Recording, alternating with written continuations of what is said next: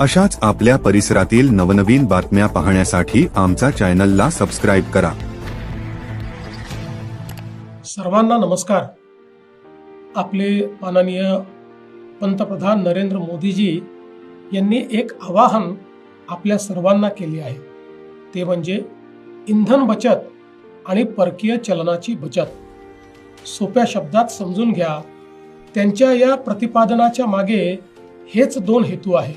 सोने खरेदी करू नका असे यासाठी की आपण मोठ्या प्रमाणात सोन्याची आयात करतो आणि यातून आपल्या देशातील पैसा हा परकीय चलनात जातो।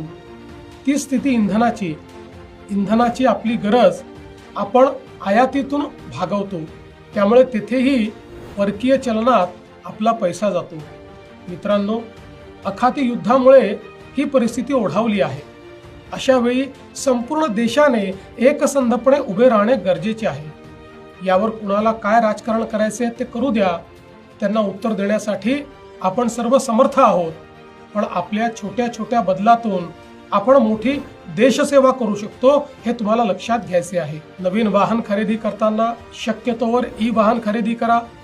आज अनेक शहरात आपण ई बसेस दिल्या आहेत, अनेक शहरात मेट्रो आहेत। शक्यतोवर सार्वजनिक वाहतुकीचा वापर करा। कार वापरणे आवश्यक असेल तर ती समूहाने वापरा, म्हणजे आपल्या आसपासचे मित्र गोळा करून एकत्र प्रवास करा। आठवड्यातून एक दिवस नो व्हेकल डे पाळण्याचा प्रयत्न करा। कोविडच्या काळात आपण वर्क फ्रॉम होम मध्ये पारंगत झाले आहोत, तेही पर्याय पडताळून बघा। एसी 24 डिग्रीच्या खाली वापरू नका। परदेशातील प्रवास टाळा।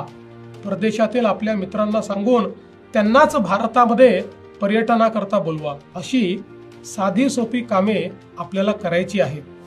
गेल्या 12 वर्षात आपल्या पंतप्रधानांनी देशाला ज्या उंचीवर नेले आहे ते तुम्ही अनुभवता आहात। मला खात्री आहे त्यांच्या याही अभियानाला तुम्ही तितक्याच आपलेपणाने स्वीकाराल आणि त्यांना भक्कम साथ द्याल, कारण यातच भारताचे हित आहे। आम्ही आमच्यापासून सुरुवात केली आहे। मी स्वतः माझा ताफा अर्ध्यावर आणला आहे। मंत्री आणि अधिकाऱ्यांचे विदेश दौरे आम्ही रद्द केले आहेत। सरकार पातळीवर इतरही अनेक निर्णय आम्ही घेत आहोत। असे करताना उद्योग जगत संबंधित घटकांचे हित देखील जपण्यात येईल, त्यांनाही विश्वासात घेऊ। चला, आपण सारे मिळून या अभियानात सहभागी होऊया। राष्ट्र प्रथम या भावनेने एकजूट होऊया। जय हिंद, जय महाराष्ट्र।